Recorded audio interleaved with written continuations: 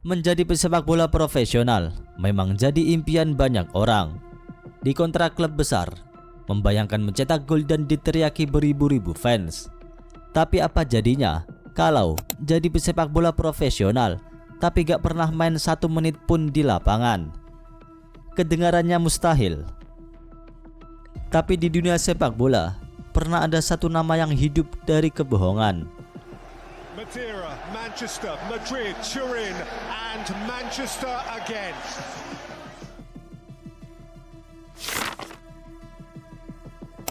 Namanya Carlos Kaiser.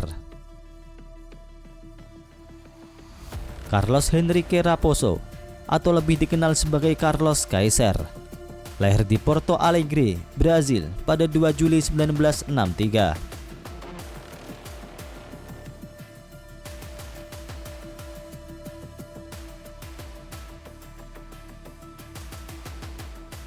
Tumbuh di Brazil, negara dengan sepak bola nomor 1 di dunia, di mana semua anak tumbuh dengan mimpi menjadi seperti Pele. Tapi lain halnya dengan Carlos. Dari kecil, dia sadar kalau dia gak cukup bagus main sepak bola.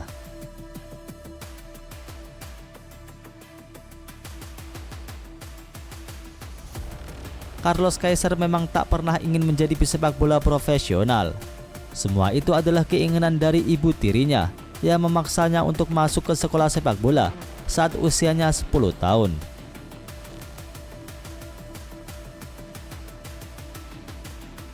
Ia bercerita bahwa masa kecilnya memang tak sepenuhnya bahagia. Menurutnya, sang ibu tiri bersikap keras dan memaksanya masuk ke sekolah sepak bola. Dilansir dari Daily Mirror, Carlos Kaiser bersuara, semua kebohongan dan tipu daya yang ia jalani itu bukan sesuatu yang ia rencanakan sejak awal.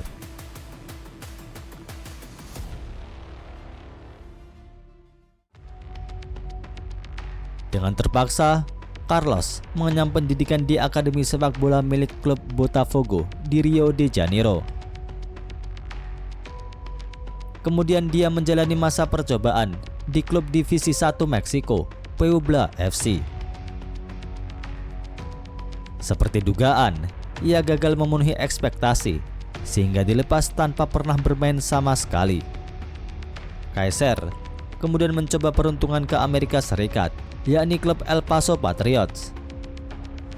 Tapi lagi-lagi tanpa pernah bermain sama sekali. Tapi ada satu hal yang Carlos Kaiser punya, yaitu karisma dan kecerdikan. Dari sinilah kisah kebohongan Kaiser dimulai.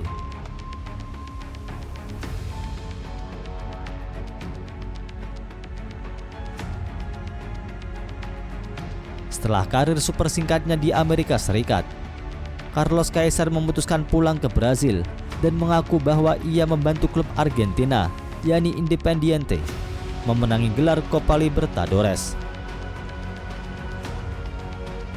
Dengan minimnya informasi, sontak membuat klub-klub besar Brazil percaya pada omongannya dan tertarik memboyong Carlos.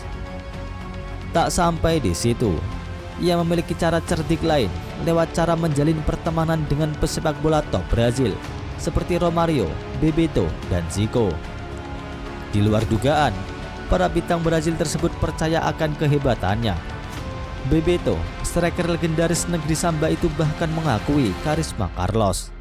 Dia sangat pandai berbicara sehingga ketika Anda membiarkannya membuka mulut, selesai sudah. Dia akan memikatmu, Anda tak akan bisa mengelak, kata Bebeto. Kedekatannya dengan pesepak bola besar tersebut lantas membuat banyak klub legendaris Brazil seperti Flamengo semakin yakin meminang Carlos. Beda dengan pesepak bola lain yang ingin mendapatkan banyak menit bermain, lain halnya dengan Carlos yang terus memutar otak agar tak perlu menginjakkan kaki di lapangan hijau. Berbagai cara ia lakukan. Saat latihan pertama, Carlos seringkali mengalami cedera otot yang memaksanya absen cukup lama. Puncaknya, ada tim yang frustasi dengan alasan cedera yang selalu digunakan Carlos, sampai-sampai klubnya memanggil dukun. Dengan kecerdikannya, Carlos mengatakan pada dukun itu bahwa ada beberapa hal yang tak bisa disembuhkan dengan ilmu hitam. tak berhenti di situ. Ia akan melakukan apa saja agar tak menyentuh lapangan hijau. Carlos bahkan rela membayar pemain yang lebih muda untuk menekelnya saat latihan, sehingga dia merasa cedera. Supaya terlihat menjadi sosok penting di dalam tim, Carlos juga membayar penonton hanya demi bersorak namanya ketika pemilik klub hadir menonton pertandingan. Namun seperti peribahasa, sepandai-pandainya tupai melompat, pasti akan jatuh juga. Peribahasa itu hampir berlaku bagi Carlos. Sewaktu itu, ia membela klub Bangu, klub kecil di kawasan Rio de Janeiro, Brazil. Carlos mengeluh mengalami cedera otot. Namun kali ini rencana ia tak berhasil. Pemilik klub Carlos Di Andreadi tetap mempertahankan Carlos untuk berada di bangku cadangan. Bangu, klub yang dibela Carlos pun bermain buruk dan tertinggal dari lawan. Seperti petir yang menggelegar di siang bolong, Carlos diminta bermain oleh sang pelatih. Ia hanya punya dua pilihan, antara masuk ke lapangan tapi kedoknya terbongkar, atau menolak bermain, tapi resikonya juga akan terbongkar. Akhirnya, ia melakukan pemanasan, dan dari sinilah opsi ketiga muncul dalam ide Carlos. Ia mendengar supporter lawan mengejeknya dengan kata-kata homo berambut panjang. Sontak, Carlos pun memanfaatkan situasi itu untuk memulai perkelahian dengan supporter lawan. Akhirnya, ia diusir sebelum menginjakkan rumput di lapangan. Carlos pun merasa lega karena kebohongannya tak terungkap. Tapi belum dapat lega sampai di situ. Carlos dipanggil presiden klub dan meminta penjelasan kenapa ia menyerang supporter. Tak kekurangan akal, dengan kecerdikannya, Carlos mengaku menyerang supporter karena mereka menghina presiden klub dengan menyebutnya pencuri. Setelah ayah saya meninggal, saya menganggap Anda sebagai ayah saya. Saya tak rela ayah saya dihina, kata Carlos kepada presiden klub. Sang presiden klub pun terharu. Alih-alih menghukumnya, kontrak Kaisar malah diperpanjang 6 bulan.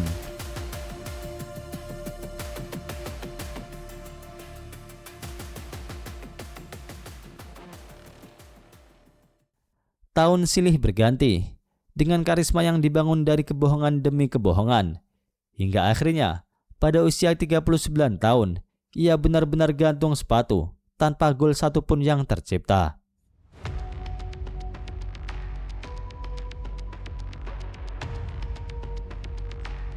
Kisah ini bukan rumor, melainkan laporan dari media 442 yang pernah bertemu langsung dengan sosoknya. Selama puluhan tahun, Kaisar berpindah-pindah klub, memakai identitas sebagai pesepak bola profesional tanpa benar-benar bermain. Karir ajaib itu membawanya berseragam sejumlah tim besar seperti Botafogo, Flamengo, Fluminense, Vasco da Gama, kemudian klub Amerika Serikat dan Meksiko lainnya.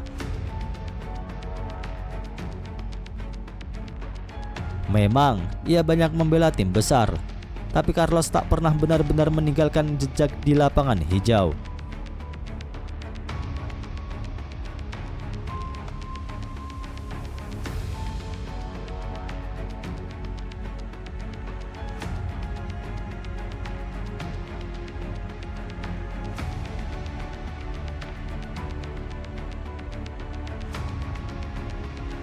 Carlos mungkin tak pernah mencetak gol dan tak pernah mengangkat trofi. Tapi entah bagaimana, namanya tetap dikenang sebagai pemain yang menipu seluruh dunia sepak bola selama 2 dekade tanpa benar-benar bermain.